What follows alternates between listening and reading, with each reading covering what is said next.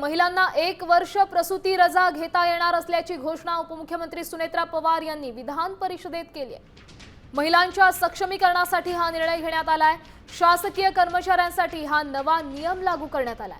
सध्या केंद्र सरकारच्या धर्तीवर 6 महिन्यांची प्रसूती रजा मिळते। प्रसूती रजेनंतर गरज भासल्यास कमाल 1 वर्षापर्यंत वैद्यकीय प्रमाणपत्राशिवाय देय अर्धवेतन रजा घेण्यासही परवानगी देण्यात आली आहे।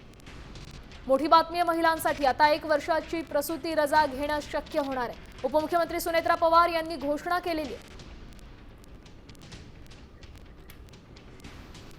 केंद्र शासनाच्या धर्तीवर 180 दिवसाची प्रसूती रजा मंजूर करण्यात आलेली आहे। प्रसूती रजेनंतर गरज भासल्यास कमाल 1 वर्षापर्यंत वैद्यकीय प्रमाणपत्राशिवाय देय अर्धवेतन रजा घेण्यासही परवानगी देण्यात आलेली आहे।